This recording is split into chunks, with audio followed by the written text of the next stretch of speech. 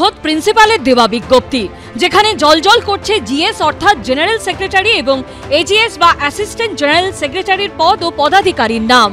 পূর্ব বর্ধমানের কাটোয়া কলেজের এই বিজ্ঞপ্তি ঘিরেই তৈরি হয়েছে বিতর্ক। রাজ্যে শেষবার 2017 জানুয়ারিতে কলেজ বিশ্ববিদ্যালয়ের ছাত্র ভোট হয়েছে।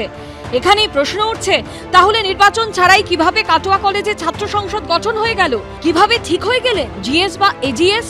পড়ুয়াদের একাংশের দাবি, দিন 10 আগে কলেজ কর্তৃপক্ষ ছাত্রছাত্রীদের নিয়ে একটি কমিটি গঠন করে দেয়। সেই কমিটির হাতে তুলে দেওয়া হয় ছাত্র সংসদের চাবি। রীতিমতো ফিতে কেটে প্রবেশ করা হয় ইউনিয়ন রুমে। সেখানে প্রদীপ জ্বালাচ্ছেন কলেজের অধ্যক্ষ।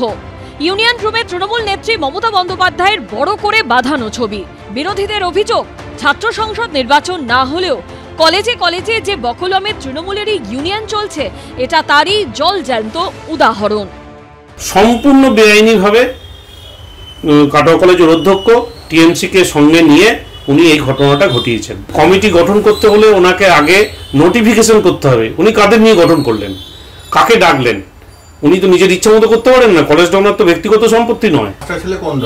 নিশ্চয়ই টিএমসিপি, তাছাড়া উনি তো করতে পারেন না, করবেনও না। কসবা গণধর্ষণ কাণ্ডের প্রেক্ষিতে চলতি মাসের 3 তারিখ কলকাতা হাইকোর্টের বিচারপতি সৌমেন সেন ও বিচারপতি স্মিতা দাসদের বেঞ্চ নির্দেশ দেয়, যেখানে ছাত্র ভোট হয়নি সেখানে ইউনিয়ন রুম বন্ধ রাখতে হবে। তাৎপর্যপূর্ণভাবে হাইকোর্টের এই নির্দেশের 7 দিন পর খোদ কলেজের প্রিন্সিপাল এই বিজ্ঞপ্তি দিচ্ছেন, যেখানে কলেজে একটি অনুষ্ঠানে নাম নথিভুক্ত করার জন্য জিএস এজিএস এর সঙ্গে যোগাযোগ করতে বলা হয়েছে। কাটোয়া কলেজের প্রিন্সিপাল তিনি একটা বিজ্ঞপ্তি জারি করছেন হাইকোর্টের রায়ের পরে, কিসের ভিত্তিতে জিএস এজিএস সহ ইত্যাদি পদ সহ সেই সদস্যদের নাম লিখতে পারে?